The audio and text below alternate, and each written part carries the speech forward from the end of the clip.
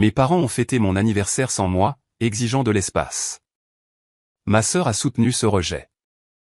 Sans un mot, j'ai cessé de signer leurs documents.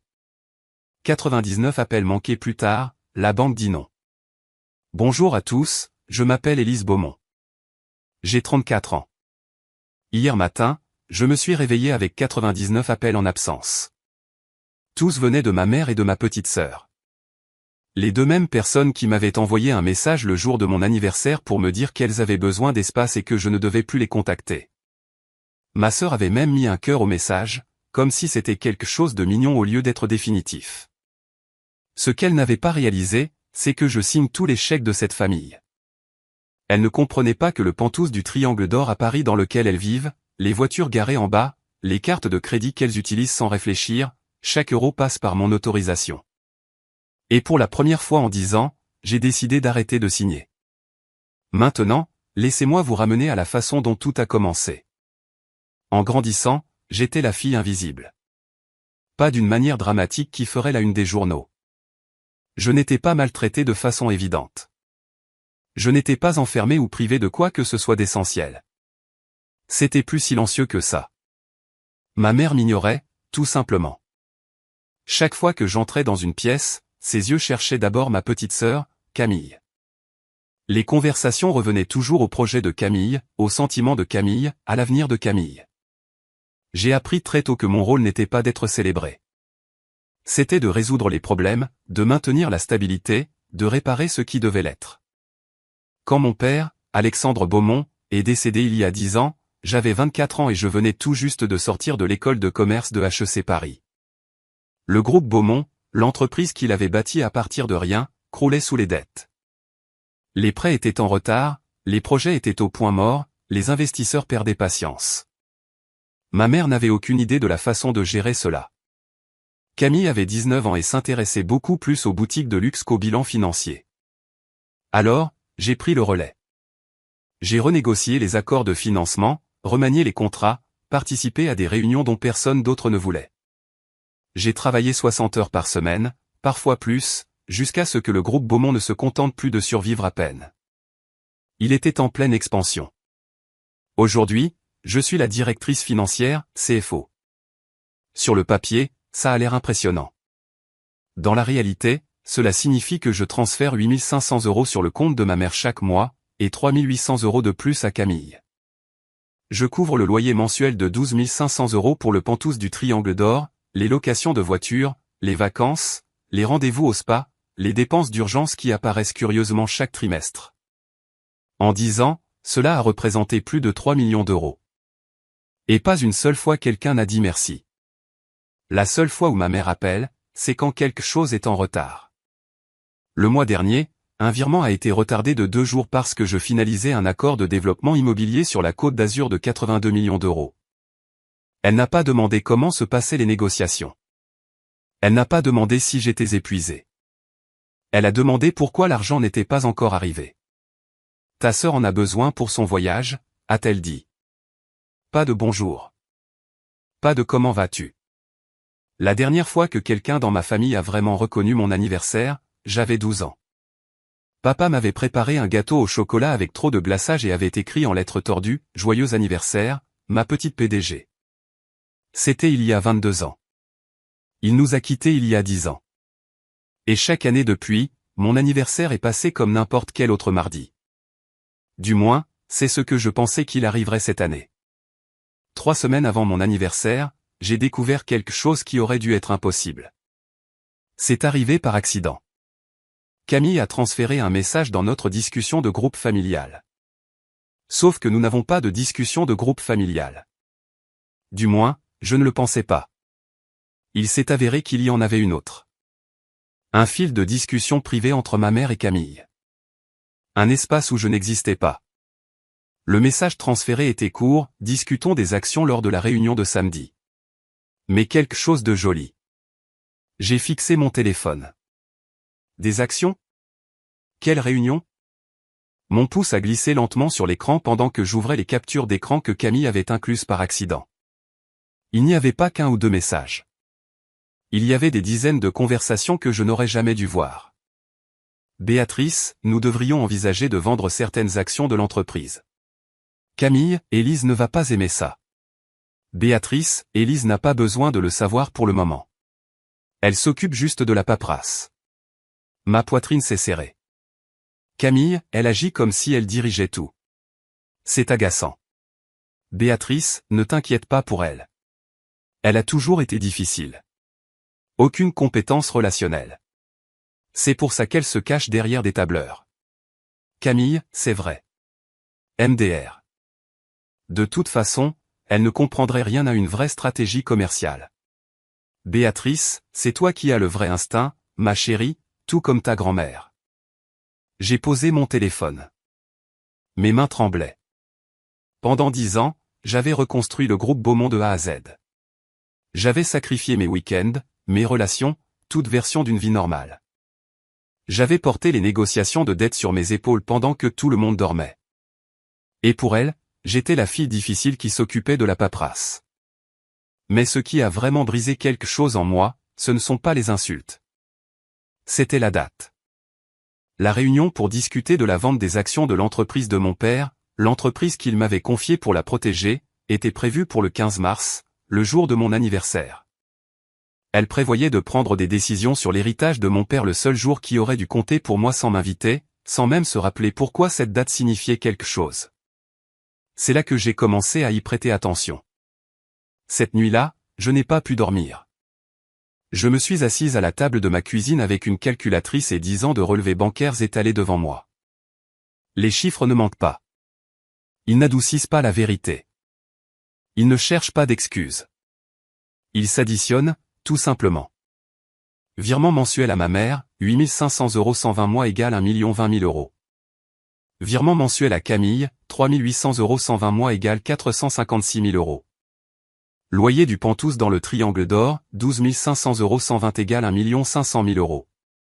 Location de voiture, solde de carte de crédit, vacances, prêts d'urgence qui n'ont jamais été remboursés, au moins 300 000 € de plus.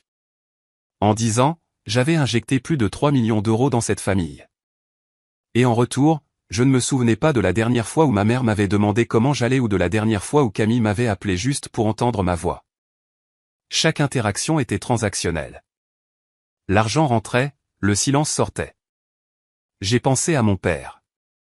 La façon dont il me regardait de l'autre côté de la table à manger, comme si j'étais la seule personne qui comprenait vraiment ce qu'il construisait.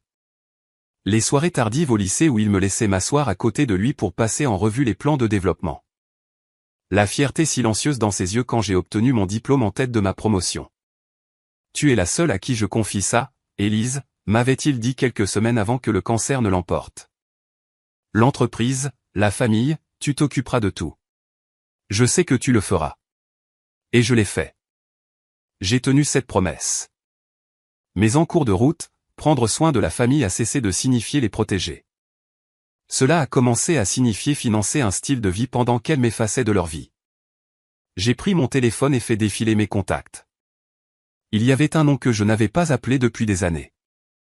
Gérard Lefebvre, l'avocat de mon père, son ami le plus proche, l'homme qui envoyait un bref message chaque année à la date anniversaire de la mort de mon père, juste pour prendre des nouvelles. Je répondais toujours poliment, brièvement. Je n'avais jamais compris pourquoi il continuait à me contacter. Maintenant, je commençais à comprendre. J'ai pris une décision. Je n'allais pas les confronter. Pas encore. Une partie de moi voulait appeler ma mère immédiatement, exiger des réponses, exiger une explication. Pourquoi se réunissait-elle sans moi? Pourquoi pensait-elle que je ne gérais que la paperasse? Pourquoi ne se souvenait-elle jamais de mon anniversaire? Mais je savais déjà comment cette conversation se déroulerait. Déni, minimisation. Tu es trop sensible, Élise. Non, je voulais que les choses soient claires. Et le moment de clarté absolue arriverait le 15 mars, le jour où elle prévoyait de discuter affaires. Le jour qu'elles avaient apparemment oublié être mon anniversaire. J'allais attendre. J'allais observer. J'allais voir exactement comment elle se comportait quand elle n'avait aucune raison de faire semblant. En attendant, j'ai appelé Gérard. Il a décroché à la deuxième sonnerie, presque comme s'il s'y attendait. « Élise. » Sa voix était posée, chaleureuse.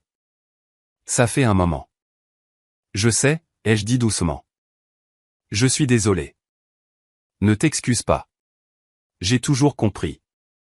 Il y a eu une pause. Appelles-tu au sujet de la lettre? Je me suis figé. Quelle lettre? Le silence s'est étiré entre nous. Ton père a laissé quelque chose pour toi, a dit Gérard prudemment. Ses instructions étaient de te la donner quand tu serais prête. J'attends cet appel depuis 10 ans. Mon cœur s'est mis à battre la chamade. Prête pourquoi? Il n'a jamais expliqué en détail, il a seulement dit que tu le saurais. Et que je le saurais. Une autre pause. Je pense que tu pourrais être prête maintenant, a-t-il dit doucement. Est-ce que je me trompe? J'ai repensé aux captures d'écran, à la conversation de groupe privé, à la réunion programmée le jour de mon anniversaire. Non, ai-je murmuré. Vous ne vous trompez pas. Je vais te l'apporter, a-t-il dit, mais seulement si tu le demandes. Cela doit être ton choix. Après avoir raccroché, mes mains tremblaient de nouveau, mais pas de colère cette fois. De quelque chose qui ressemblait dangereusement à de l'espoir. Le 15 mars est arrivé comme n'importe quel autre mardi. Je me suis réveillé à 6 heures, j'ai fait du café, j'ai répondu aux emails depuis mon appartement. La lumière du soleil entrait exactement comme elle le faisait toujours. 34 ans. À midi, j'ai pris mon téléphone.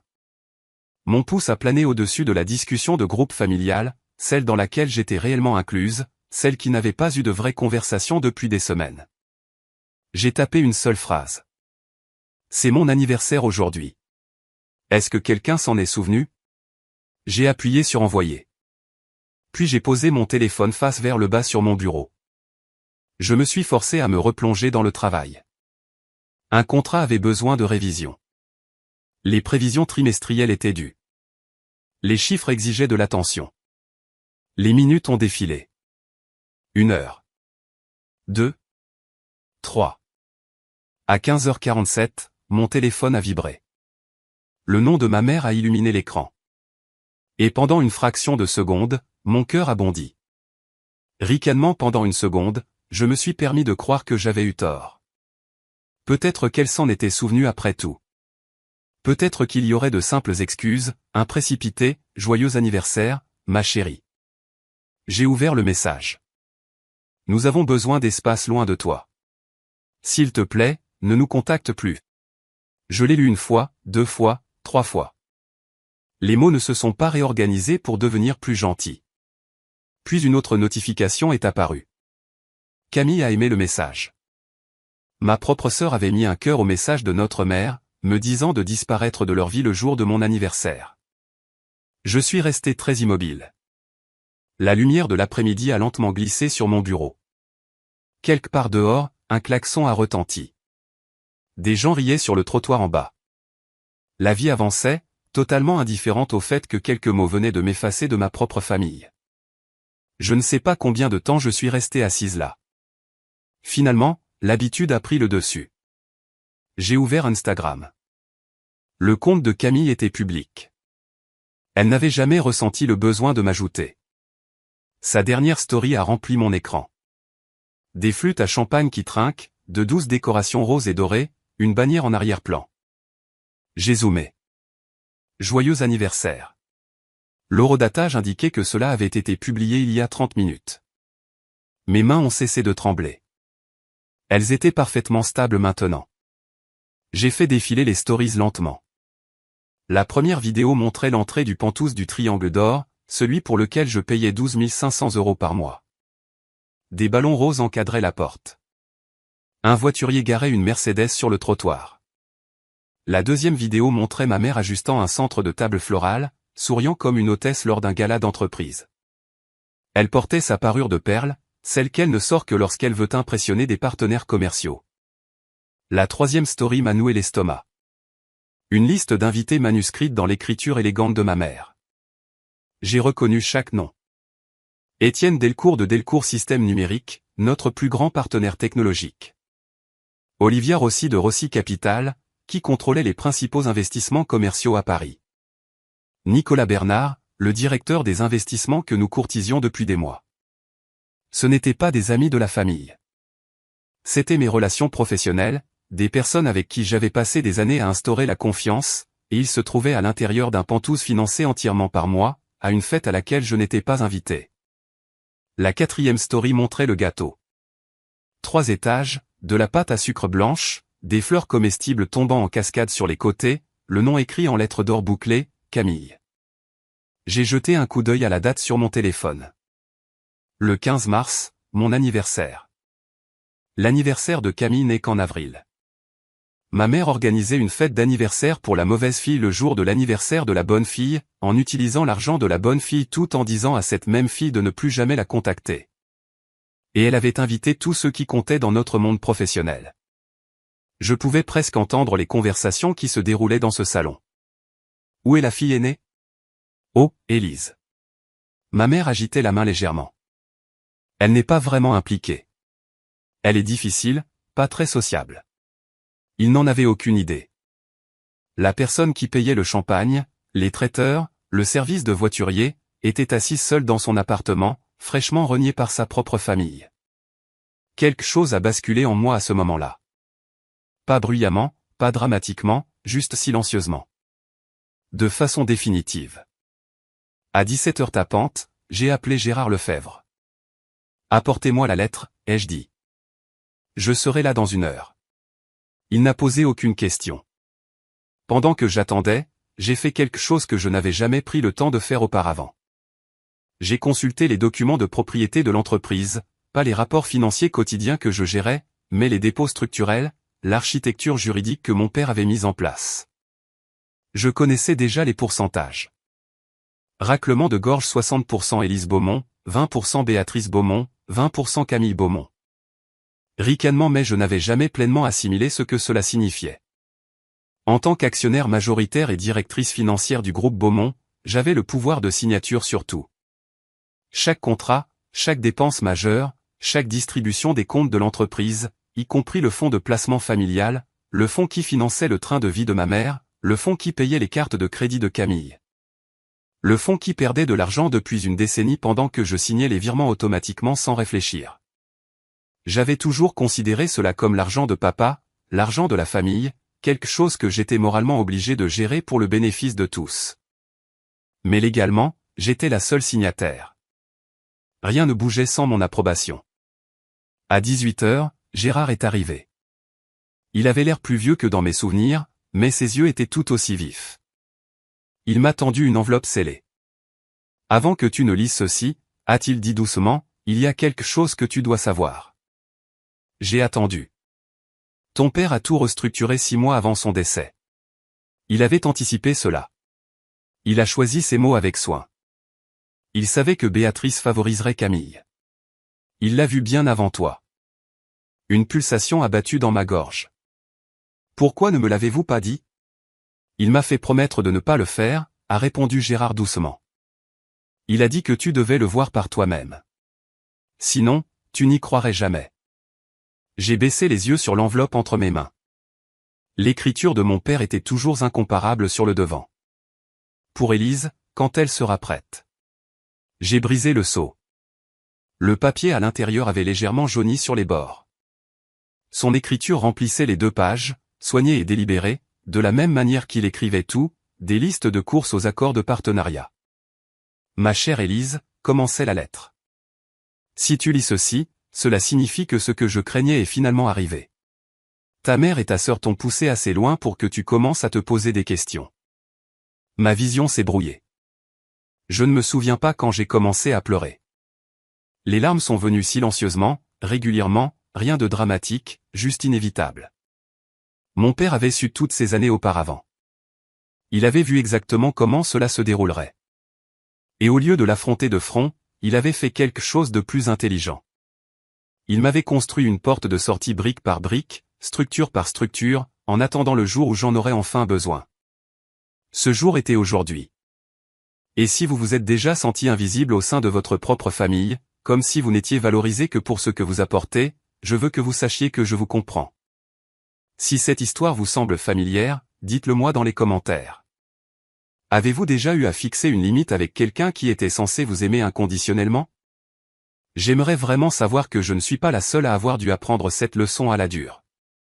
Et si vous trouvez quelque chose de significatif ici, vous abonnez aide vraiment des histoires comme celle-ci à atteindre les personnes qui en ont besoin. Maintenant, ricanement voici ce qui s'est passé ensuite. J'ai plié la lettre soigneusement et je l'ai placée dans le tiroir de mon bureau. Puis j'ai regardé Gérard. Quelles sont mes options? Il n'a pas hésité. En tant qu'actionnaire majoritaire et seul signataire du fonds familial Beaumont, tu peux geler les distributions immédiatement. Tu peux restructurer l'accès. Tu peux restreindre les dépenses discrétionnaires. Si tu le souhaites, tu peux leur couper les vivres entièrement. Il a fait une pause. Mais ce n'est pas ce que tu prévois de faire. Ce n'était pas une question. Non, ai-je dit doucement. Je me suis levé et j'ai marché vers mon placard. Je vais à la fête. Ses sourcils se sont légèrement levés. Es-tu sûr que ce soit sage? Elles disent à tout le monde que je n'existe pas, ai-je dit d'un ton neutre. Que je suis difficile? Que je ne comprends rien aux affaires? Je veux entendre ce qu'elles disent d'autres. Et je veux voir qui y croit. L'expression de Gérard a changé. Je devrais te dire quelque chose, a-t-il dit prudemment. J'ai été invité. Je me suis tourné vers lui. Invité? Étienne Delcourt m'a demandé de revoir les documents de partenariat ce soir. J'ai tout compris instantanément. Ils ne savent pas que vous relevez de moi. Un petit sourire est apparu sur son visage. Ta mère n'a jamais pris la peine de comprendre la structure juridique. Pour elle, je suis juste l'avocat de l'entreprise et elle ne sait pas que vous répondez à moi. Non. Les pièces du puzzle se sont mises en place. Vous y serez, ai-je dit. J'y serai. Et Étienne Delcourt y sera. Notre plus grand partenaire, a-t-il confirmé. J'ai imaginé la pièce. Ma mère me dénigrant. Camille souriante, s'imprégnant d'un crédit emprunté. Des chefs d'entreprise hochant poliment la tête. Et dans cette même pièce, deux hommes qui savaient exactement qui j'étais, exactement ce que je faisais. Je n'allais pas crier. Je n'allais pas accuser. Je n'en avais pas besoin. La vérité ferait le travail pour moi. Je vous y verrai, ai-je dit. Je suis arrivé aux Pentouses du Triangle d'Or à 19h30. Le voiturier a pris ma voiture sans un second regard. J'ai marché sur l'allée pavée, devant les rosiers que ma mère avait plantés au printemps dernier, financés par ce qu'elle avait appelé un mal-prime. La porte d'entrée était ouverte. De la musique et des rires débordaient sur le trottoir. L'odeur des hors-d'œuvre du traiteur flottait dans l'air frais du soir. Je ne suis pas entré. Pas encore. Au lieu de cela, j'ai contourné vers le jardin latéral où des portes-fenêtres s'ouvraient sur le salon. Les rideaux étaient légèrement écartés, juste assez pour voir à l'intérieur. Ma mère se tenait au centre de la pièce, attirant l'attention, les mains en mouvement, la voix animée. Les invités se penchaient autour d'elle, y compris Étienne Delcourt, que j'ai reconnu instantanément lors de nos réunions de bilan trimestriel. Je me suis approché, restant juste hors de vue. Ma fille aînée, disait ma mère avec légèreté, agitant la main comme pour rejeter un petit inconvénient. Élise a des problèmes émotionnels. Elle est très difficile à vivre. Ma mâchoire s'est crispée. Nous avons dû créer une certaine distance pour notre propre bien-être, a-t-elle poursuivi. C'était déchirant, mais certaines personnes ne peuvent tout simplement pas maintenir des relations saines. Une femme près d'elle a émis un son compatissant. Ça doit être dur. Ça l'est, a répondu ma mère en s'épongeant théâtralement les yeux. Mais il faut se protéger. Étienne est intervenu. Ne travaille-t-elle pas pour le groupe Beaumont? Une pause. Ma mère a ri. Elle a vraiment ri. Oh, Élise. Elle s'occupe d'un peu de paperasse, de classement, de tâches administratives. Elle a fait un geste vers Camille. Celle-ci, a-t-elle dit chaleureusement, est le véritable esprit stratégique, tout comme sa grand-mère. Camille rayonnait. Je me tenais dans le jardin sombre en écoutant ma mère dire à mon plus gros client que j'étais essentiellement une employée de bureau dans une entreprise dont je possédais 60%. Et à ce moment-là, j'ai compris quelque chose clairement. Elle n'avait aucune idée de qui j'étais. Il était temps de le lui rappeler. J'ai franchi la porte d'entrée comme si j'étais chez moi parce que c'était le cas. C'était moi qui payais. Le hall était rempli de personnes que je reconnaissais. Des promoteurs, des investisseurs, des consultants. Certains m'ont jeté un regard poli. La plupart ne connaissaient que ma signature, pas mon visage. Alors que je m'avançais vers le salon, les conversations ont commencé à s'estomper. Je ne portais pas de robe de cocktail. Je portais mon tailleur de réunion du conseil d'administration gris anthracite, impeccablement coupé, tranchant, intentionnel. Ma mère m'a vu en premier. Son visage a blêmi. Sa coupe de champagne a dangereusement penché dans sa main. Pendant 3 longues secondes, elle m'a juste fixé. Élise, a-t-elle réussi à dire, la voix tendue. Que fais-tu ici? J'ai fait un pas au centre de la pièce, toutes les têtes se sont tournées. Je ne te contacte pas, maman, ai-je dit d'une voix égale. Je suis juste là pour la fête d'anniversaire. Camille s'est frayé un chemin à travers la foule, la confusion se lisant sur tout son visage. Ton anniversaire n'est pas avant un mois. J'ai souri. Non, Camille. Mon anniversaire, c'est aujourd'hui, le 15 mars. Le tien, c'est le 20 avril. La pièce est devenue silencieuse. Puis sont venus les murmures. J'ai observé l'expression de ma mère changer. La confusion, puis la reconnaissance, puis quelque chose dangereusement proche de la peur. Tu ne peux pas débarquer ici comme ça, a-t-elle dit sèchement. Tu m'as dit que vous aviez besoin d'espace et j'ai respecté ça, ai-je répondu calmement. Pas d'appel, pas de message. J'ai balayé la pièce du regard. Mais c'est aussi mon réseau professionnel. J'ai pensé passer dire bonjour. D'autres murmurent. J'ai vu Étienne Delcourt froncer les sourcils, regardant tour à tour ma mère et moi. Attendez, a-t-il dit en coupant court au bruit. Élise Beaumont, comme dans. Il s'est tourné vers ma mère. Votre fille est Élise Beaumont, notre directrice financière. La bouche de ma mère s'est ouverte. Rien n'en est sorti. La pièce est devenue très, très silencieuse, et ça m'a frappé. Pendant toutes ces années, elle n'avait jamais dit à personne ce que je faisais réellement. Étienne s'est avancé, la voix mesurée mais ferme. Madame Beaumont, vous venez de dire qu'elle s'occupait de petites paperasses. Ma mère a serré fermement sa coupe de champagne. Eh bien, je voulais dire. Élise Beaumont, a poursuivi Étienne, est la directrice financière du groupe Beaumont. Elle a signé chaque contrat entre nos entreprises au cours de la dernière décennie. Il m'a regardé brièvement, puis l'a regardé de nouveau. Elle a personnellement stabilisé le projet de développement immobilier sur la Côte d'Azur l'année dernière quand le financement a failli s'effondrer. Une vague de hoquets de surprise a parcouru la pièce. Je suis désolé, a dit prudemment Olivia Rossi depuis le bar. On nous avait dit que votre fille aînée n'était pas impliquée dans les opérations. Elle gère l'argent, est intervenue rapidement Camille. C'est différent. C'est exactement ce que fait une directrice financière, a rétorqué Étienne d'un ton plat.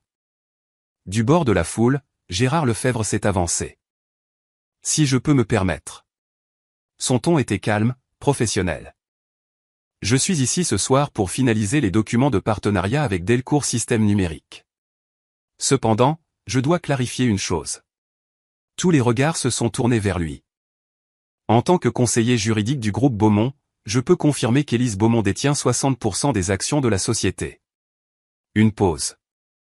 Elle est l'actionnaire majoritaire et la seule signataire sur tous les instruments financiers majeurs. Il a laissé cette information faire son effet. Y compris le fonds de placement familial. Le silence qui a suivi était étouffant. Le visage de ma mère était devenu pâle. Ce n'est pas, c'est un document public, Béatrice, a dit Gérard doucement mais fermement. Tu le saurais si tu avais passé en revue les dossiers de l'entreprise. Camille a attrapé le bras de ma mère. Qu'est-ce que ça veut dire, a-t-elle chuchoté avec urgence. Qu'est-ce que ça veut dire, seul signataire? Je les ai regardées toutes les deux, puis la pièce remplie d'investisseurs, de promoteurs, de cadres, qui me dévisageaient tous maintenant avec une nouvelle compréhension. Ça veut dire, ai-je dit d'une voix égale, que rien ne bouge sans mon approbation.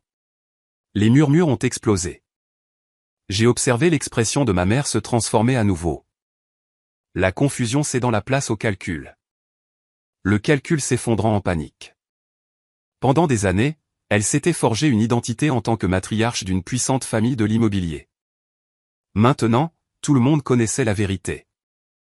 Élise, a-t-elle dit soudainement, la voix s'adoucissant. Ma chérie, tout cela est un malentendu. Le message que tu as envoyé était très clair, ai-je répondu calmement. Tu as demandé de l'espace. Tu m'as dit de ne pas te contacter. Je ne le pensais pas comme ça, et Camille a mis un cœur. Ma sœur a tressailli. J'étais juste. Je pensais que tu pensais. Que je pensais quoi, ai-je demandé doucement.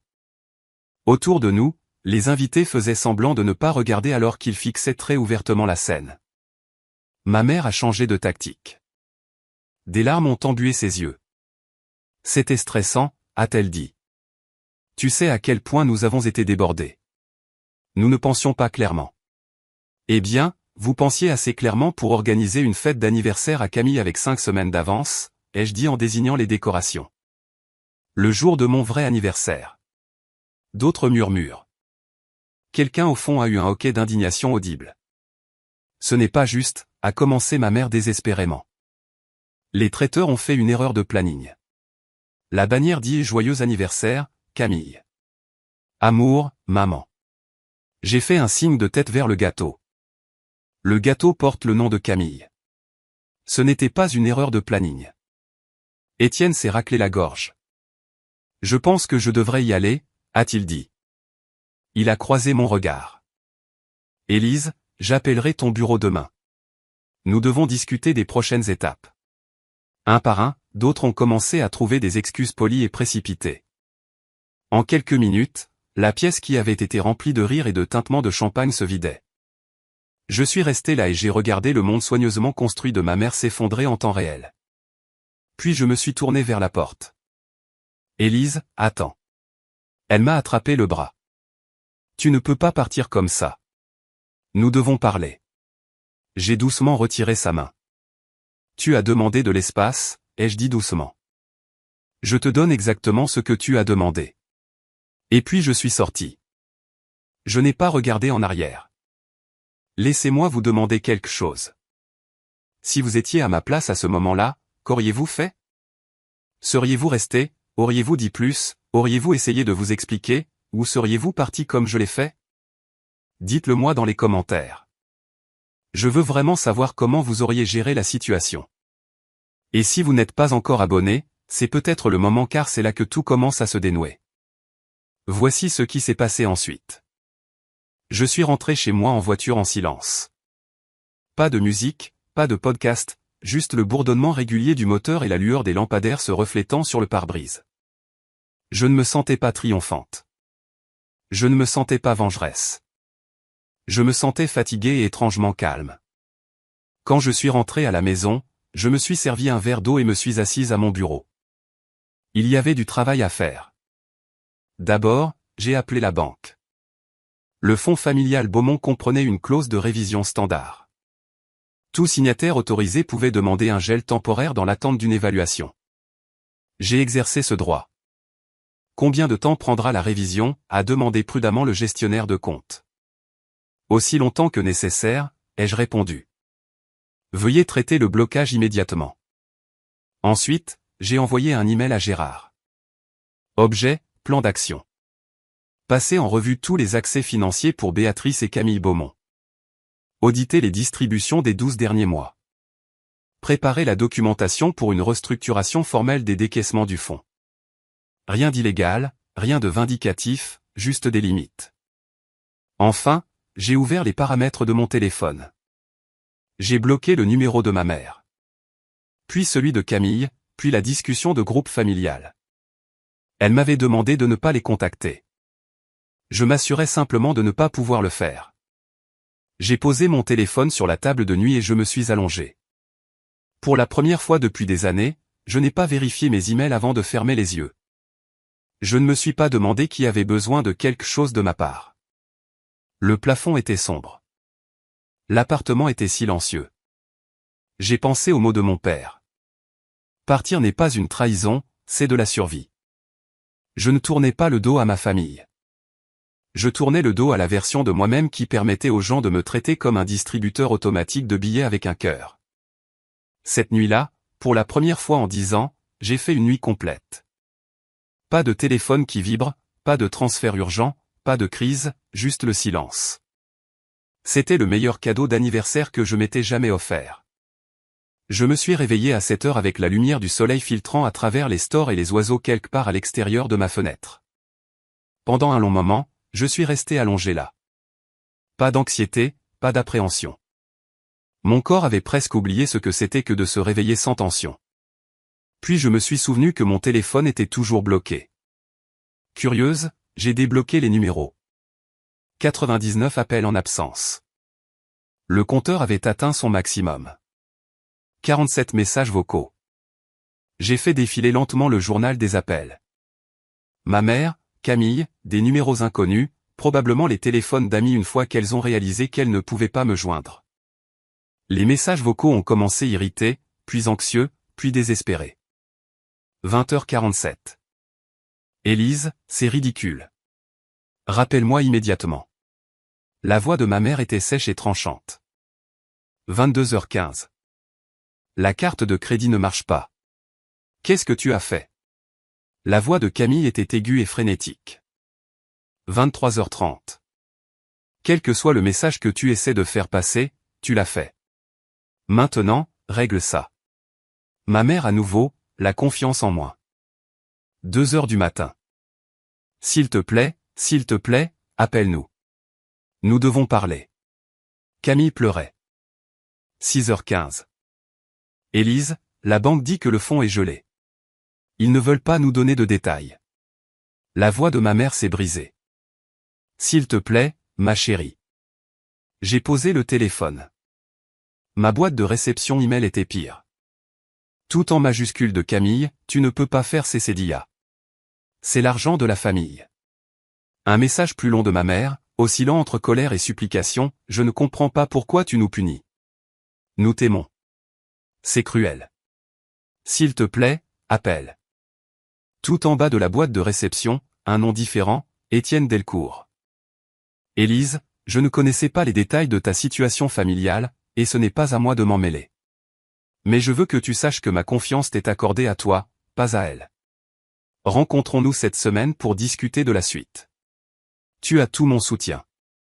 J'ai lu son email 2 fois. Puis j'ai fermé mon ordinateur portable, fait du café et regardé la lumière du matin remplir mon appartement. Elles allaient survivre, mais elles allaient devoir le faire sans mon financement silencieux. Au cours des jours suivants, la réalité s'est installée. Gérard m'a appelé pour me tenir au courant. Le gel du fonds avait bloqué tous les paiements automatiques, a-t-il expliqué. Cela incluait le bail du Penthouse. Le propriétaire du Triangle d'Or avait reçu un avis de refus de paiement. Il a appelé Béatrice directement, confus. Elle a essayé de prétendre qu'il s'agissait d'une erreur bancaire. Il n'était pas convaincu. Il lui donne 30 jours, a dit Gérard calmement.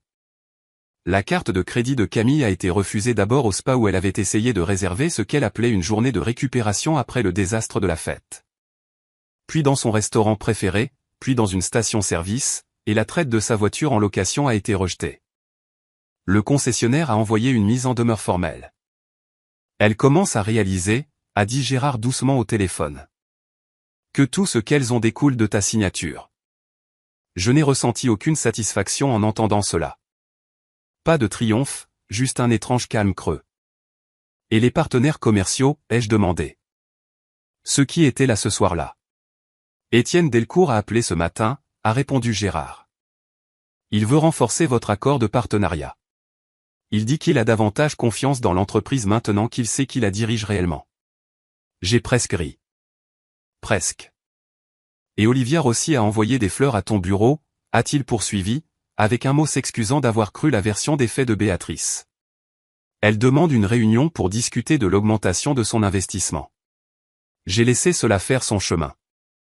Pendant des années, ma mère avait discrètement dit aux gens que j'étais insignifiante.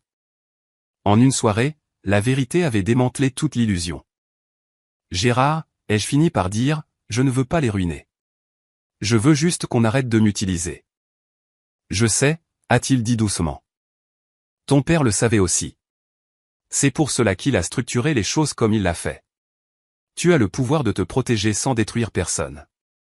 Alors trouvons quelque chose de durable, ai-je dit.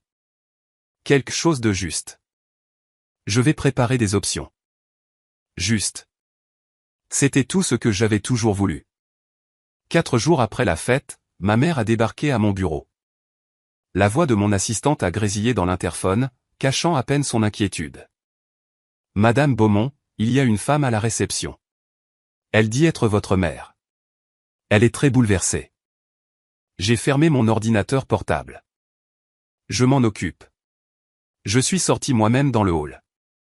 Béatrice se tenait au comptoir de la réception, le maquillage bavé, son chemisier de créateur froissé comme si elle n'avait pas dormi correctement depuis des jours. Où est ma fille, exigeait-elle de savoir. Je dois voir ma fille tout de suite. Mon assistante a semblé visiblement soulagée en me voyant. Madame Beaumont, c'est. Tout va bien, Rachel, ai-je dit calmement. Je gère. Ma mère s'est retournée. Pendant une brève seconde, quelque chose ressemblant à de l'espoir a vacillé sur son visage. Élise, Dieu merci. Nous devons parler. Tout cela a été terrible.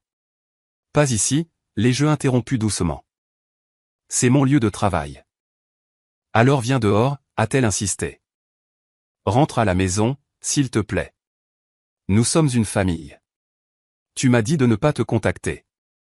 Je ne le pensais pas, sa voix s'est élevée, résonnant dans le hall, les têtes se sont tournées. Tu sais que je ne le pensais pas. Nous étions stressés. Camille me mettait la pression. Camille t'a mis la pression pour oublier mon anniversaire, ai-je demandé doucement.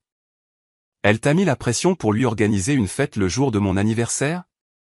Elle t'a mis la pression pour dire à nos partenaires que je m'occupais de petites paperasses. La bouche de ma mère s'est ouverte puis fermée. Si tu souhaites me parler, ai-je dit d'une voix égale, tu peux prendre rendez-vous avec mon assistante comme tout le monde. Je suis ta mère. Je l'ai regardée. Je l'ai vraiment regardée. Le désespoir, la peur. Il y a 10 ans, je me serais précipité pour réparer ça. Je me serais excusé juste pour restaurer la paix. J'aurais déplacé de l'argent, signé des documents, fait disparaître le malaise. Plus maintenant. Je sais que tu le hais, ai-je dit doucement. Mais je suis aussi une personne, et les gens méritent un respect élémentaire. Je me suis retourné et j'ai marché vers mon bureau. Elle ne m'a pas suivi. Le monde de Camille s'est effondré plus vite. J'en ai d'abord entendu parler par des connaissances communes, puis par des messages LinkedIn de plus en plus frénétiques, puisque mon numéro personnel restait bloqué. Les vacances en Europe qu'elle avait réservées ont été annulées après que sa carte a été refusée à l'agence de voyage. Ses amis ont commencé à poser des questions. La nouvelle s'était répandue, ta sœur est la directrice financière, mais tu avais dit qu'elle s'occupait juste du classement. Son petit ami Théo, un entraîneur personnel qui n'avait jamais gardé un emploi plus de 6 mois, a fait ses valises une fois qu'il a réalisé que le train de vie par carte de crédit s'était évaporé. Je pensais que tu avais de l'argent de famille, aurait-il dit en partant. Ce n'est pas pour ça que j'ai signé. Une semaine après la fête, j'ai reçu un message de Camille sur LinkedIn. Élise, je sais que nous n'avons pas toujours été proches, mais je traverse vraiment une période difficile en ce moment. Je ne comprenais pas comment tout fonctionnait. Je ne savais pas que tu étais si importante pour l'entreprise. Pouvons-nous parler? Je suis désolé pour tout. J'ai juste besoin d'aide. Je l'ai lu 3 fois. Je ne savais pas que tu étais si importante. Pat, je suis désolé de t'avoir blessé. Pat, je suis désolé de t'avoir rabaissé. Pat, je suis désolé de t'avoir traité comme si tu ne comptais pas, juste je n'avais pas réalisé que tu étais importante. Elle ne comprenait toujours pas. Elle ne s'excusait pas pour les années de condescendance, les commentaires cruels ou le cœur qu'elle avait mis sur le message me disant de disparaître. Elle s'excusait parce que l'argent s'était arrêté. Elle n'était pas désolée pour ce qu'elle avait fait. Elle était désolée que l'argent se soit arrêté. J'ai commencé à taper une réponse, je l'ai supprimée, j'en ai tapé une autre, je l'ai supprimée aussi. Finalement, j'ai écrit, j'apprécie que tu me contactes. Quand tu seras prête à avoir une vraie conversation sur notre relation, et non sur l'argent, fais-le-moi savoir.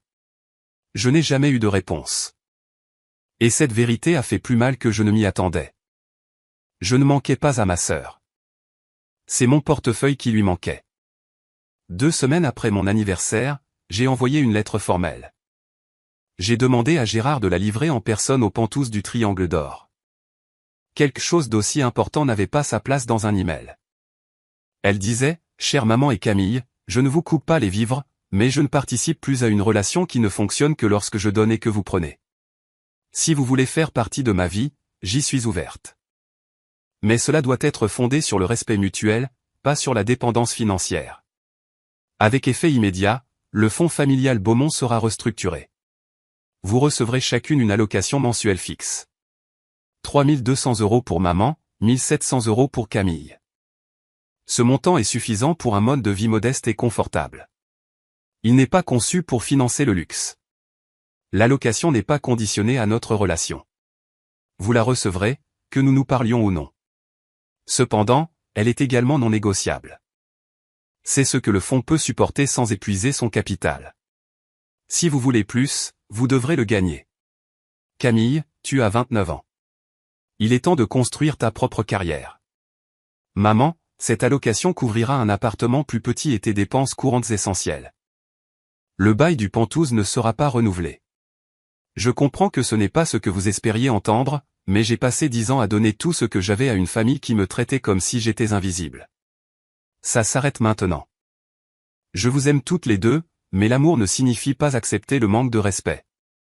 Et cela ne signifie pas financer des personnes qui ne me valorisent qu'en montant financier. Si vous voulez parler, parlez vraiment de nous, ma porte est ouverte, mais je ne ferai pas le premier pas. Vous avez demandé de l'espace. Je vous le donne. Le prochain pas vous appartient. Élise. Gérard m'a dit plus tard que ma mère avait pleuré en la lisant. Camille avait jeté la lettre à travers la pièce. Aucune des deux n'a appelé, mais les chèques ont été envoyés le 1er du mois. C'était la bonne chose à faire. Cela fait 3 mois depuis mon 34e anniversaire. Ma mère vit maintenant dans un appartement de 3 pièces dans le centre-ville. Plus petit que ce à quoi elle est habituée, mais propre, gérable. Camille a trouvé un travail, un poste de débutante en marketing dans une entreprise de taille moyenne. On m'a dit qu'elle se plaint constamment, mais elle y va tous les jours. C'est déjà ça. Nous ne nous sommes pas vraiment parlé. Quelques SMS gênants, une carte de vœux de ma mère qui est arrivée à Pâques, mais qui me souhaitait une joyeuse Saint-Valentin. Elle s'est trompée de date, mais au moins elle a essayé. Je ne sais pas si nous aurons un jour le genre de relation où elles appellent juste pour entendre ma voix, où on se souvient de mon anniversaire sans que j'aie à le rappeler. Et je suis en paix avec ça. Pendant 34 ans, j'ai cru que si je donnais plus, travaillais plus dur, prouvais mon utilité, elle finirait par me voir, finirait par m'aimer comme j'avais besoin d'être aimé. Mon père avait compris quelque chose que je n'avais pas saisi.